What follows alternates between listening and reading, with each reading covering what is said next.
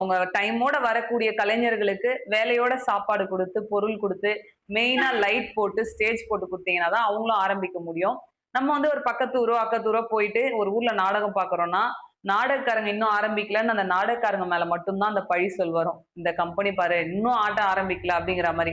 ஆனா அந்த டீமுக்கு உண்டான பொருள் குடுத்திருக்க மாட்டாங்க. நாடகத்துக்கு தேவையான பூஜை பொருள் குடுத்திருக்க மாட்டாங்க. லைட் போட்டிருக்க மாட்டாங்க. ஸ்டேஜ் போட்டிருக்க மாட்டாங்க ஊர் மக்கள்.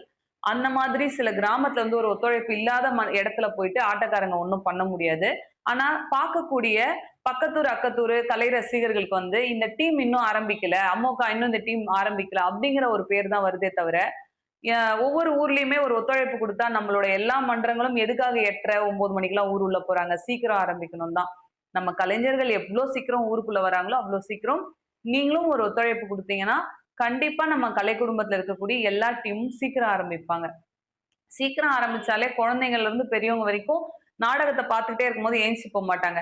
அப்ப எந்த டீம் வந்தாலுமே நம்ம ஊருக்கு ஒரு நல்ல பேர் வாங்கி குடுக்கும். நம்ம சிவாமு கலை குடும்பத்த பொறுத்தவரைக்கும், இந்த ஆண்டு எந்த ஆண்டும் இல்லாத அளவுக்கு நெறைய நெறைய நல்ல நல்ல மன்றங்கள் வந்துகிட்டே இருக்கு. இதுக்கெல்லாம் வந்து உங்க எல்லாருடைய ஒரு ஒத்துழைப்பு, ஆதரவு தான் சொல்ல முடியும். அந்த அளவுக்கு நீங்க உங்க சகோதரிக்கு நல்ல ஆதரவு குடுக்குறீங்க. நம்ம டீமுங்கலாம் பார்த்தீங்கன்னா, இப்போ இன்னும் சூப்பரா பண்ணி உங்க எல்லாரோட மனசுலயும் இடம் பிடிக்கிறாங்க. அப்புறம் தொடர்ந்து எல்லா கிராமங்கள்லயும் ஊர் மக்கள் காலையில பேசி எனக்கு வீடியோ அனுப்புறாங்க நாடகம் எப்படி இருந்ததுன்னு.